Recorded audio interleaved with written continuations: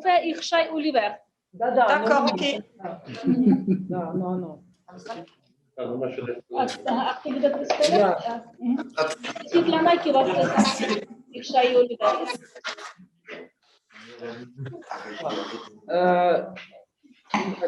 Куріння в 1992 році була заснована, Шато вже 29 лет. Они находятся, Херсонская область находится близко к Крыму, расположены, собственно, Денис, который делает сейчас вино, он учится в Крымском институте. Что про вино хочется сказать? Иршай Оливер – это венгерский сорт винограда, мускатный сорт винограда. Это вино крепленное, крепили пшеничным спиртом. Алкоголь 14 градусов, сахара 16 градусов, грамм на литр. Вот, что еще такое добавить? 2 года в бочке провело, бочка украинская. Donc, c'est le vin qui est fabriqué dans un château familial qui s'appelle Coury. C'est le château qui a été fondé en 1992. Ce château se trouve dans la région de Kherson. C'est pas loin de la Crimée. Mais en fait, donc, le technologue en chef de ce château a fait ses études en Crimée. Donc, le cépage utilisé pour ce vin, Irshai Oliver, c'est un cépage hongrois. Le vin, liquoreux, le vin, c'est le vin liquoreux, qui était alcoolisé avec l'alcool de blé. Donc, le pourcentage de l'alcool, c'est 14 degrés et le tonneau de sucre, c'est 16 grammes de sucre par litre. Ce vin a été élevé pendant 2 ans dans les barriques ukrainiens. Dans 2 ans. 2 ans, oui. Est-ce que vous pouvez nous donner le cépage? Le cépage, c'est Irshai Oliver. Irshai Oliver, c'est ce qui est écrit là. Irshai Oliver. C'est un cépage hongrois, là. Merci. Cépage hongrois. Voilà, donc c'est un cépage muscat hongrois. D'accord, ok. Parce qu'en fait, on ne connaissait pas le nom, parce que souvent, il y a des déclinaisons locales comme ça. C'est le cépage qui appartient au groupe muscat. D'accord. C'est le cépage Irshai Oliver. D'accord. Bah, le groupe des muscats, c'est un cépage polyvalent, le muscat, qui marque énormément. Donc, c'est toujours des vins qui sont extrêmement fruités. Donc, la première sensation quand on a servi les verres, c'est pour le coup, c'est un nez vraiment surprenant. Alors là, on a vraiment le nez qui nous prend vraiment la totalité de l'esprit. Un nez très puissant, très séduisant. Moi, j'aime beaucoup sa couleur également, qui est très originale. Je fais la dégustation en direct. Hein. Oui, non, mais… Mais la dégustation, donc en direct, j'adore la couleur. C'est un vin qui est très limpide, très clair, qui a une couleur originale. Ouais. Si tu veux traduire, Ludmila, mes premiers commentaires en direct. Вже потрібно сказати, що мускат, він завжди має, як сказати, мускат нічим не сплутаєш, скажімо так.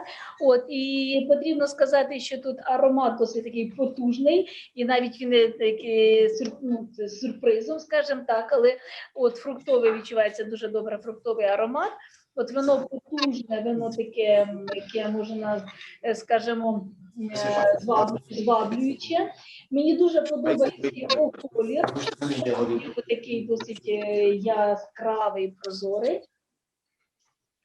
Et en bouche, puisqu'on vient de le déguster, là, tous les trois, côté français, ce qui domine en premier, ce qui nous a surpris, c'est que généralement, quand on goûte un cépage de la famille Muscat, on est dominé par le profil muscat, par ce côté fruité qui est très caractéristique, qu'on retrouve en permanence. Et là, justement, la particularité, donc il y a probablement dans le process de fabrication quelque chose qui fait ressortir le fruit. On sait que c'est un vin de liqueur, donc forcément…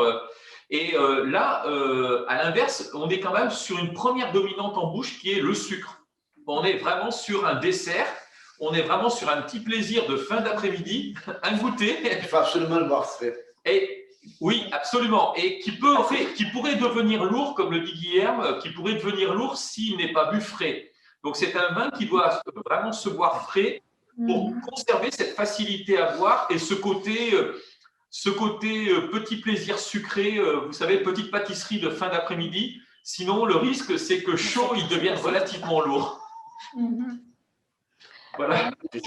Що стосується його смаку, ми якраз отут говорили між собою, і ми всі троє згодні, що тут відчувається такий досить фруктовий смак.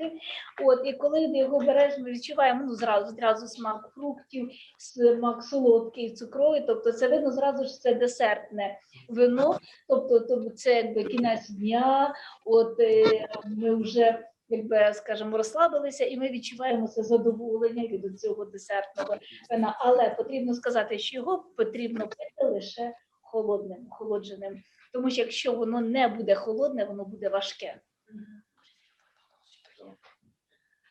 Et j'en ai un mot pour rajouter pour la partie aromatique.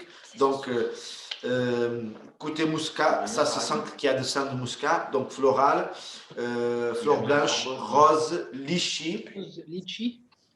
fraise. Ah oui, litchi. Oui, litchi. Je suis Ah, tout à fait litchi, d'accord. c'est incroyable. Ah oui, c'est vraiment. Ah, tu me le litchi, dis. vraiment. Ah oui, c'est quelque chose que l'on sent. Ah ouais, c'est oui, vraiment c'est très présent, vraiment, mais vraiment c'est très litchi. Litchi de Madagascar. Comme on a ouais, c'est exactement.